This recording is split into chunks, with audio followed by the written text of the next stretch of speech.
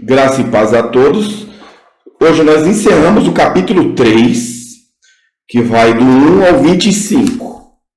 O que vai ser lido hoje é o capítulo 3, 18 a 25, que trata de dois assuntos: família e escravidão.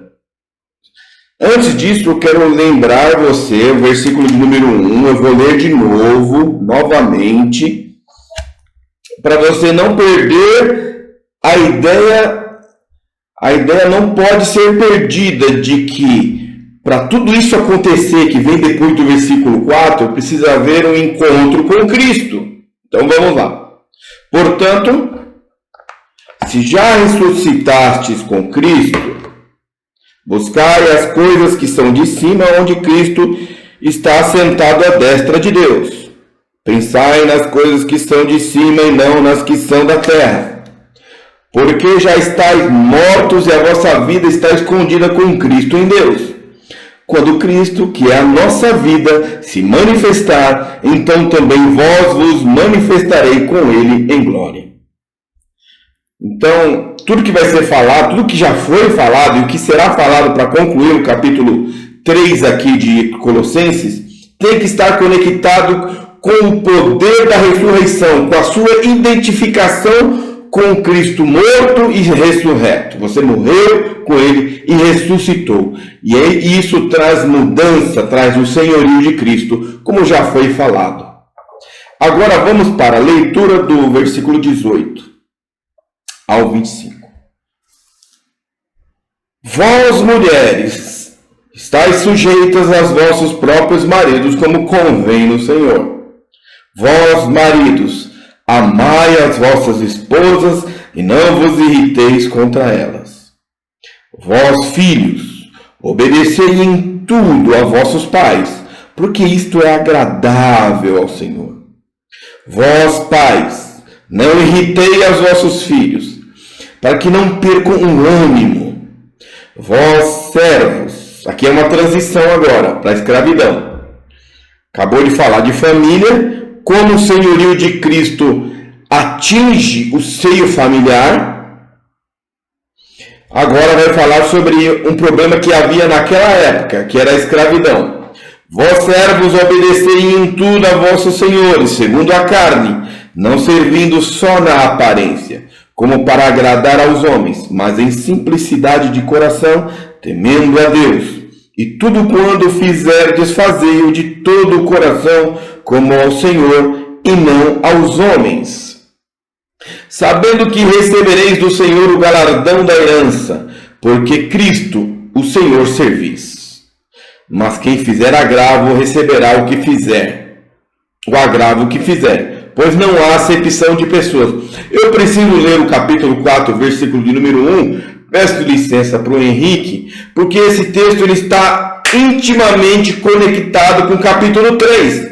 Porque se a primeira parte do texto, verso 18 a 21, fala sobre o seio familiar, verso 22 a 25, fala da relação do escravo com o seu senhor. O capítulo 4, verso 1, dá uma responsabilidade para os donos dos escravos. Vós, senhores, fazeis o que for de justiça e equidade a vossos servos, sabendo que também tendes um Senhor nos céus. Vamos fazer uma oração para depois a gente começar a interpretar e aplicar o texto. Senhor bondoso, está aqui o encerramento do capítulo 3, Pai, de Colossenses, um texto em que o Senhor é soberano sobre as nossas vidas. Isso implica em muitas coisas, Pai. Nos ajuda, Senhor, a praticarmos cada uma dessas verdades que aprendemos, Senhor, nessas 3 semanas. Ó Deus, ajuda, Senhor, o teu povo a colocar em prática todo o livro, Senhor, de Colossenses, Pai. Que possamos sair, Senhor, de um cristianismo nominal e de fachada, Pai, para um cristianismo verdadeiro. Ajuda cada um de nós a começar por esse servo aqui que vos fala, Pai. Ajuda a Igreja Batista Betel a colocar, Senhor, o Evangelho de Jesus na prática, Senhor. Tira de nós, Senhor, toda a preguiça, Senhor, toda indolência, toda inanição que nos acomete nesse momento e nos ajuda, Senhor, a marcharmos rumo à Tua vontade. Ajuda o Teu povo, ajuda os líderes da igreja, ajuda a cada um de nós, Senhor.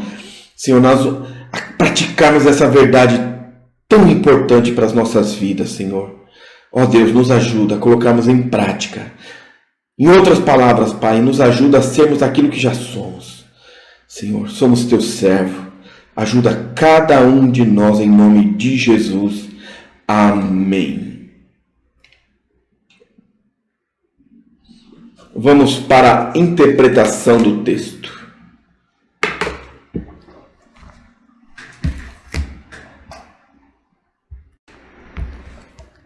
Verso de número 18, 19, 20 e 21, que fala da família transformada pelo Evangelho de Jesus.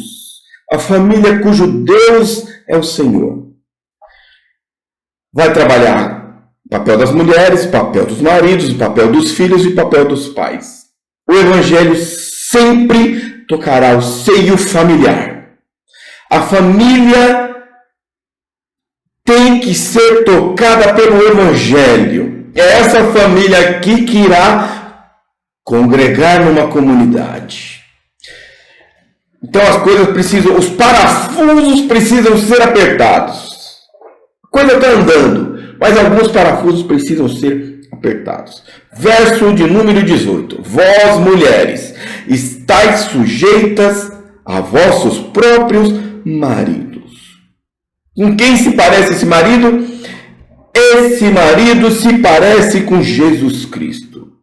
Então essa esposa deve acompanhá-lo, deve respeitá-lo e deve valorizar esse marido. Deve ser grato a Deus por esse marido, não buscando controlá-lo, como muitas mulheres fazem. Tenta controlar, manipular o marido o tempo todo. Então ela deve se submeter a esse marido. Será bênção para todas as famílias que colocarem isso em prática. Não é demérito nenhum. Agora, vírgula, como convém no Senhor. O apóstolo Paulo coloca um limitador aqui. Porque pode acontecer do marido não prestar. Não é para esse marido que ele está falando. Existe um como convém no Senhor. É servir, ajudar esse marido, estar junto dele, como se estivesse servindo ao próprio Deus. Verso de número 19. Agora é o modo de viver dos homens. Isso aqui é um modo de viver. Claro que é uma ordem, aqui é um mandamento. Está dizendo amai, é um imperativo. Amai é porque você tem condições. Você tem o amor de Deus, porque esse amor aqui é um amor ágape. E todos nós entendemos, como adultos, que um marido, para estar casado, precisa ter um amor pela esposa.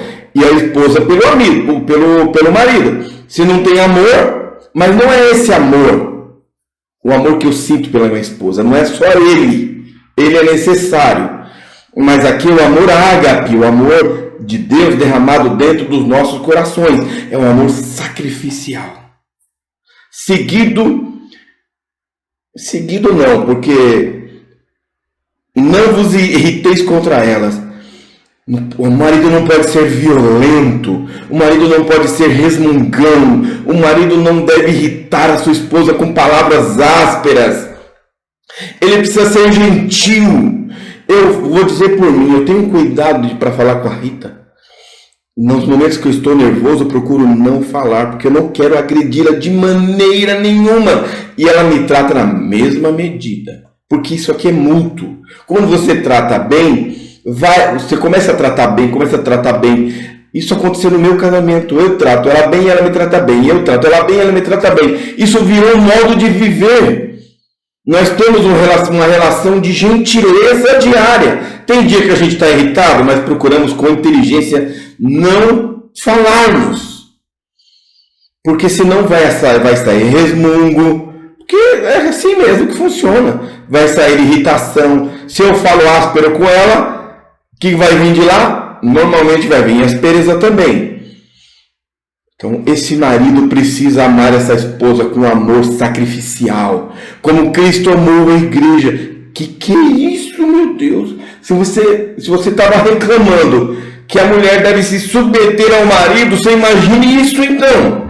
Eu estou usando outros textos para falar com esse também. Vós, maridos, amai as vossas esposas com amor ágape, pelo amor de Deus, e não vos irriteis contra elas. Sejais gentis, bondosos, sejais tolerantes, sejais como Cristo é para a igreja. Continuando o texto, verso de número 20. Agora, os mandamentos saem da mulher e do marido e vai para os filhos agora.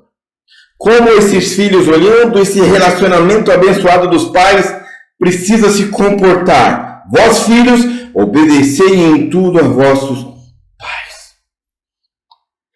Essa geração é uma geração muito complicada e muito mimada. Ela precisa se colocar no lugar dela, como filhos obedientes. Porque se começa obedecendo os pais e na continuidade de obedecendo os pais, que já está obedecendo a Deus, passa a obedecer a Deus.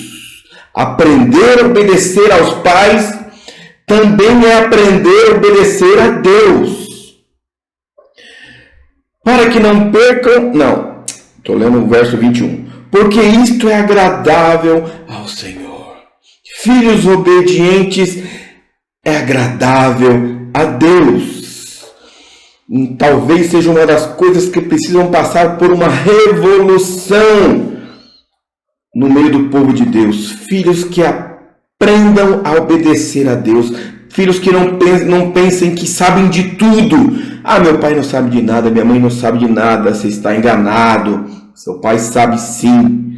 Já viveu mais do que você. É um homem de Deus, é uma mulher de Deus. Coloque-se no seu lugar de filho. Enquanto você morar debaixo do teto desse pai e dessa mãe, você deve obediência a eles. Quando for dentro dessa coerência do Evangelho, você deve obediência a eles. E eu te digo mais, seu pai pode ser um beberrão, que você deve respeitá-lo. Não levante a voz para os seus pais. Sua mãe pode ter problema com drogas. Aqui eu já estou falando fora do contexto de igreja. Você deve o mínimo de respeito. Não pragueje. Pai e mãe, eles são sagrados. Você vai ganhar muito tendo respeito por eles. Claro que ninguém quer ter pais assim. Eu torço e peço para que você nunca tenha pais assim, mas se coloque na sua posição. Aqui nós estamos falando de pais obedientes ao Evangelho, mas mesmo se eles não forem, aprenda a respeitá-los. Aprenda a olhar para eles e não ficar procurando somente defeitos neles. E ore por eles, busque a Deus por eles, que eles vejam a obediência do Evangelho na sua vida, mesmo tendo pais que não servem a Deus. Deus irá te honrar. E voltando para os filhos que são filhos de pais obedientes ao Evangelho, é dever seu obedecê-los, honrá-los, cuidar deles. Eles estão velhinhos, você está vivo ainda, está morando, já casou, não deixe os seus pais na mão. Isso é feio, isso é desumano. Cuide bem dos seus pais. Honre os teus pais. E Deus se agrada disso. Verso de número 21 agora. Agora o texto vai fazer uma transição do verso 22 ao 25 e o 4, verso 1, falando sobre a relação dos escravos com os seus senhores. Naquela sociedade havia uma escravidão aberta e não tinha o que fazer. Então, o que Paulo está tentando aqui? Minimizar os problemas, porque tinha servos como Filemão, o livro de Filemão e Onésimo. Filemão era o dono do escravo, Onésimo era o escravo. Como conciliar essa relação? Não dava para Paulo chegar e acabar com tudo, pôr o pé na porta. Não, ele tinha que respeitar o ambiente social onde ele estava implantado, não tinha o que fazer. Então, a melhor maneira era minimizar os problemas. Verso 22, vamos lá, 22, 23, 24 e 25. Vai da responsabilidade dos escravos para com seus senhores. Vós servos, isso aqui serve muito para a relação patrão e empregado e patrão primeiro. Vós servos, obedecei em tudo a vossos senhores segundo a carne. Pede obediência para eles. Vocês estão em escravidão, não tem o que fazer. Lembra-se de José? Ele obedecia, fazia tudo direitinho. Não servindo só na aparência, não servindo só para fazer alegrar o patrão, não. Quando ele está perto. Como para agradar aos homens, não. Mas em simplicidade de coração, temendo a Deus. Sirva esse patrão temendo a Deus, sabendo que você está servindo a Deus. Verso 23, em tudo quando fizerdes, fazei-o de todo o coração. Faz bem feito. Você como empregado, faz bem feito, como ao Senhor e não aos homens. Verso 24, sabendo que recebereis do Senhor o galardão da herança. Esquece o patrão aqui. É você servindo, lá no seu serviço, no teu trabalho. Deus sabe como você está servindo, porque Cristo, o Senhor, serviço. Tem tudo a ver. José encaixa como uma luva. Quando ele trabalhava sobre as ordens de Potifar, ele fazia como se estivesse servindo a Deus. Sabe o que aconteceu? Deus honrou José. Verso 25, mas quem fizer agravo, receberá o agravo que fizer. Se fizer besteira, lambança, safadeza, você vai pagar isso pelas mãos do Senhor, pois não há acepção de pessoas. Agora, capítulo 4, verso 1, Paulo inverte. Agora é o patrão em relação ao empregado. É o escravocrata em relação ao escravo. Ou dono de escravo. Melhor. Vós, senhores, fazei o que for de justiça e equidade a vossos servos. Tem que tratar com justiça e com equidade, sabendo que também tendes um Senhor nos céus. Lembre-se, vocês também têm um Senhor. Você também tem um Senhor no céu. Você não é senhor desse escravo? Lembre-se disso. Você tem um Senhor no céu. Como crente, trate de cuidar bem dos seus escravos. Parece longe de nós, isso é um absurdo, mas olhe para aquele contexto, que bênção foi essa palavra para aquela sociedade. Então o Evangelho tenta de alguma maneira apertar os parafusos que estão soltos e resolver, pelo menos de maneira provisória, os problemas relacionados a essas pessoas. Gostaria de encerrar a aula de Colossenses capítulo 3 com um quiz, um teste para o seu conhecimento. Não usarei a aula de hoje, que fala sobre a família e a escravidão, mas as duas últimas aulas. Vamos testar os seus conhecimentos. Pergunta de número 1, valendo 10 pontos. Se ressuscitamos com Cristo, o que devemos fazer depois disto? Resposta de número 1, buscar ajuda na igreja. Resposta de número 2, buscar frequentar uma igreja. Resposta de número 3, buscar ofertar sempre. Resposta de número 4, buscar as coisas que são de cima. Tempo.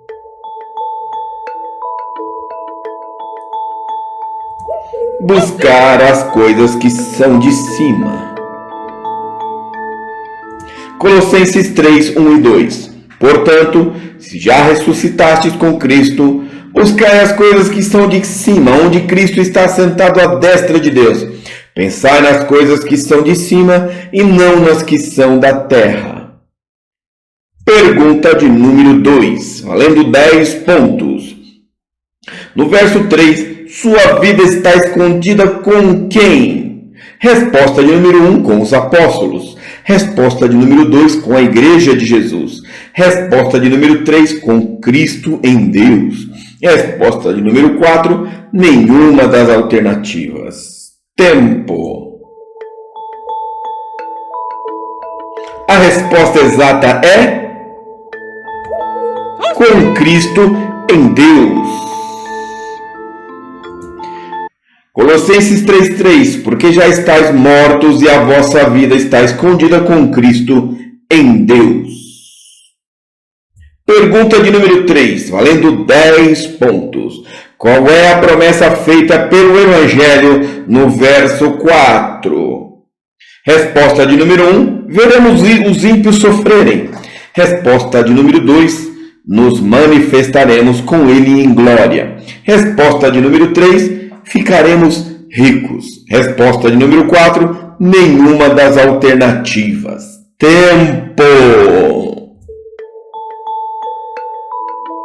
A resposta exata é nos manifestaremos com ele em glória. Colossenses 3,4, quando Cristo, que é a nossa vida, se manifestar, então também vós vos manifestareis com ele em glória. Pergunta de número 4, valendo 10 pontos. Qual é o imperativo do versículo de número 5? Resposta de número 1, mortificai. Resposta de número 2, ressuscitai. Resposta de número 3, arrependei-vos. Resposta de número 4, nenhuma das alternativas. Imperativo é uma ordem dada pelo apóstolo Paulo. Tempo. A resposta exata é mortificai. Colossenses 3,5. Mortificai. Você deve matar a sua natureza terrena todos os dias. Mortificai, pois, os vossos membros que estão sobre a terra, a fornicação, a impureza, escrevi errado, a afeição desordenada, a vil concupiscência e a avareza, que é a idolatria. Resposta de número 5, valendo 10 pontos. Como Deus reage ao pecado humano? Se você prestou atenção, acima da pergunta tem o texto, a parte do texto onde está a resposta. Bíblia aberta, crente bendito. Pergunta de número 5. Como Deus reage ao pecado humano? Resposta de número 1, em misericórdia. Resposta de número 2, em ira. Resposta de número 3, em amor. Resposta de número 4, em paciência. O que importa aqui é o que está no texto. Tempo. A resposta exata é em ira. Colossenses 3, 6 e 7. Pelos quais coisas vem a ira de Deus sobre os filhos da desobediência, nas quais também em outro tempo andastes, quando vivieis nelas. Pergunta de número 6, valendo 10 pontos. Paulo ordena a nos despojarmos dos pecados. Qual desses pecados não estão na lista? Resposta de número 1, ira e cólera. Resposta de número 2, inveja e orgulho. Resposta de número 3, malícia e maledicência. Resposta de número 4, todas as alternativas estão corretas. Tempo. A resposta exata é ira e orgulho. Colossenses 3, 8 e 9. Mas agora despojai-vos também de tudo, da ira, da cólera, da malícia, da maledicência, das palavras torpes da vossa boca. Não mintais uns aos outros, porque já vos despistes do velho homem com seus feitos. Pergunta de número 7, valendo 10 pontos. Paulo afirma que devemos nos vestir do novo. O que significa isso? Resposta de número 1, usar roupas decentes. Resposta de número 2, nascer de novo, novo nascimento. Resposta de número 3, mudança radical ocorrida na conversão. Resposta de número 4, nenhuma das alternativas. Tempo. A resposta exata é mudança radical ocorrida na conversão. Colossenses 3, 10 e 11. E vos vestistes do novo, que se renova para o conhecimento, segundo a imagem daquele que o criou, onde não há grego, nem judeu, circuncisão, nem incircuncisão, bárbaro, cita, servo livre, mas Cristo é tudo em todos. Pergunta de número 8, valendo 10 pontos. No verso 12, como Deus considera seus filhos. Resposta de número 1, filhos obedientes. Resposta de número 2, filhos perfeitos. Resposta de número 3, filhos esquecidos. Resposta de número 4, filhos eleitos, santos e amados. Tempo. A resposta exata é filhos eleitos, santos e amados. Colossenses 3:12. Revesti-vos, pois, como eleitos de Deus, santos e amados, de entranhas de misericórdia, de benignidade, humildade, mansidão, longanimidade. Pergunta de número 9, valendo 10 pontos. Qual argumento Paulo nos dá para perdoarmos? Resposta de número 1, perdoar para ser perdoado. Resposta de número 2, perdoar para receber prêmios. Resposta de número 3, nenhum argumento, ele não usa argumento. Resposta de número 4, perdoar como Cristo nos perdoou. Seguir o exemplo do mestre aqui. Tempo. A resposta exata é perdoar como Cristo nos perdoou. Colossenses 3,13. Suportando-vos uns aos outros e perdoando-vos uns aos outros, se alguém tiver queixa contra outro, assim como Cristo vos perdoou, assim fazei vós também. Pergunta de número 10, valendo 10 pontos. Na mente de Paulo, quem é o vínculo da perfeição? Resposta de número 1, a fé. Resposta de número 2, o amor. Resposta de número 3, a graça. Resposta de número 4, nenhuma das alternativas. Tempo. A resposta exata é o amor. Colossenses 3,14. E sobre tudo isso, tudo que foi falado, revesti-vos de amor, que é o vínculo da perfeição. Conecta tudo. É o sistema circulatório do corpo de Cristo. Pergunta de número 11, valendo 10 pontos. O que Paulo pede para dominar o coração da igreja? Resposta de número 1, a misericórdia. Resposta de número 2, a paz. Resposta de número 3, a beleza. Resposta de número 4, a paciência. Tempo.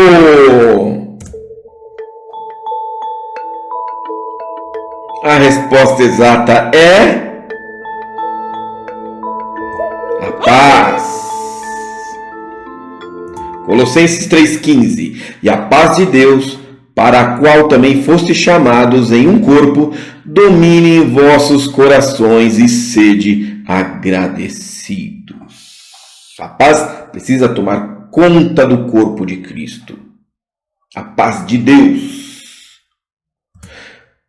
Pergunta de número 12. Valendo 10 pontos. Complete a frase. A palavra de Cristo habite em vós. Resposta de número 1. Abundantemente. Resposta de número 2. Quando for necessário. Resposta de número 3. Na hora da pregação. Resposta de número 4. Nenhuma das alternativas. Tempo. A resposta exata é abundantemente. Como dizia minha avó, a rodo. Colossenses 3,16. A palavra de Cristo habite em vós abundantemente, em toda sabedoria, ensinando-vos e admoestando-vos uns aos outros, com salmos, hinos e cânticos espirituais, cantando ao Senhor com graça em vosso coração. Precisamos nos encher da palavra de Cristo. Que todos digam amém, senão eu puxo a cinta. Estou brincando. Pergunta de número 13, última pergunta, valendo 10 pontos. Cala a boca, Boris, é meu cachorro latindo. Isso é hora de latir? Falando ou fazendo na igreja, faça tudo em nome de quem? Tem gente que vai errar. Resposta de número 1, Senhor Jesus. Soberano no texto, né? Resposta de número 2, em nome do pastor. Resposta de número 3, em seu nome. Resposta de número 4, nenhuma das alternativas. Tempo! Essa eu vou deixar mais tempo porque tá difícil, pessoal. Então vamos lá. A resposta exata é... A resposta exata é Senhor Jesus, Jesus Cristo.